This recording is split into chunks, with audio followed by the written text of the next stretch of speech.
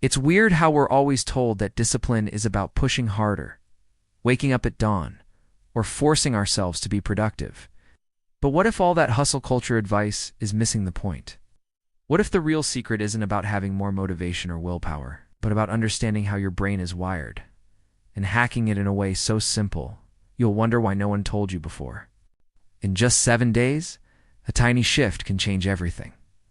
Turning resistance into energy and making discipline feel natural instead of a struggle. Ready to find out how? Topic 1. The scientific truth behind laziness. It's funny how we blame ourselves, right?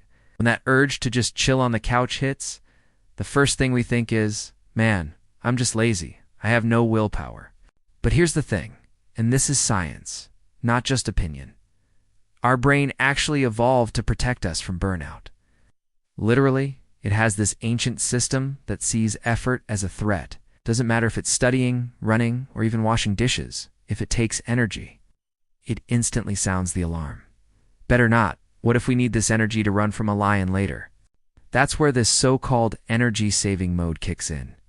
A sneaky saboteur. It's not interested in your success, only in survival. Imagine your brain like an overprotective old janitor who turns off all the lights just because someone flicked on a hallway bulb. Now picture that happening every time you think about opening that book. You've even putting off or getting up to walk around the block. The result? A real physical feeling of heaviness, like your body's turned into concrete. But don't get it twisted. This laziness you feel isn't a sign of weakness. It's just an automatic reaction from a brain that's been wired for millions of years to save energy at all costs. The good news? Once you know this, you can stop beating yourself up and start figuring out how to hack the system. Because trust me, the problem was never a lack of discipline, but how your brain learned to respond. And when you figure out how to work with it instead of against it, well, that's when the real game changes. The energy switch trick. Knowing your brain's working against you already shifts the game, but knowing how to flip the script. That's where transformation happens. Enter for simple but powerful. Tools to outsmart this automatic resistance mode. The first one's kinda counterintuitive. Use your body to trick your mind. Sounds weird, right? But jumping out of bed instead of dragging yourself sends a silent signal to your brain. Hey, we've got energy to burn. And it buys it, because neurologically your brain reacts more to perceived energy than actual. This is what I call the energy switch trick. When you change your posture, the way you walk, talk, even breathe, your brain thinks the environment's safe. And it's cool to spend energy. Sounds small. Try this next time you feel sluggish. Go take a 30-second cold shower or jump in place for a minute.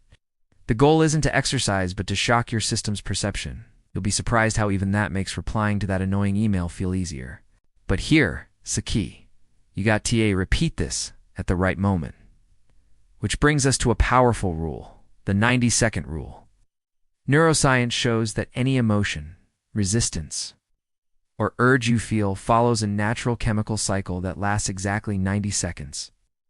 Meaning that feeling of I don't wanna do, this will fade if you don't feed it more thoughts. So here's the hack. When resistance hits, instead of fighting or giving in, just say, okay, I can feel this for 90 more seconds, then do anything related to the task during that time. Open the book, put on your workout clothes, or open your project file, just for 90 seconds. The magic. That resistance melts, and your brain shifts gears. Most times, you won't even want to stop. TOPIC 3. The reverse momentum technique. Most people start with easy tasks. It feels good to warm up, right? But what they don't realize is that this reinforces avoidance. The brain thinks, if we're running from the hard task, it must be dangerous. So, resistance kicks back in. The reverse momentum technique flips this. Start with the hardest, most uncomfortable task you've been dodging. That thing that makes your stomach twist just thinking about it. Sounds brutal, but it's science. When you tackle something tough first, your brain floods you with dopamine, the feel-good reward chemical. That not only boosts your mood, but literally rewires your brain to seek challenges instead of avoiding them. I tried this myself. Every Monday morning, I'd send the email I'd been putting off the most. No fail. After that, everything else felt way lighter. It's like dropping the heaviest weight at the start of a hike. You Dante, have to do this every day. Once a week is enough to train your brain. Ask yourself, what's the task you're avoiding right now? That awkward call? The report you're procrastinating on? Or that no you need to say, pick one and start there. It might feel weird at first, but soon you'll notice a cascade effect, because there's something even stronger than dopamine waiting on the other side, and it has to do with the tiny choices you make every day, even when no one's watching. TOPIC 4, the 10% rule, the secret habit there. This invisible pattern shaping our daily choices, the automatic urge to pick the easy way out. But the video's author found a simple trick that changed the game. Whenever his brain nudged him toward comfort, he chose the option that demanded just 10% more energy. That's it. Not a marathon. It's not an overnight life overhaul. Just getting out of bed right away instead of hitting snooze. Cooking something light instead of ordering in. It seems small, but the impact is huge. Because every micro-decision sends a message. Your brain, like a diligent student, learns from repetition. When you show it, you're willing to spend a bit more energy. It shifts into abundance mode instead of scarcity. Guess what? When this becomes routine, that little voice inviting you to procrastinate loses its power. Your nervous system stops seeing effort as a threat and starts seeing it as normal. THAT is true discipline, built from the inside out. This 10% habit builds up over time. It rewires your action circuits and makes what used to feel heavy just part of your natural flow. Like training a muscle. It hurts at first, then it clicks. And the more you stick with it, the more you realize an uncomfortable truth. Maybe the problem was never a lack of energy. Maybe it was something else your brain learned to hide, and only shows up when you start really moving. Topic 5.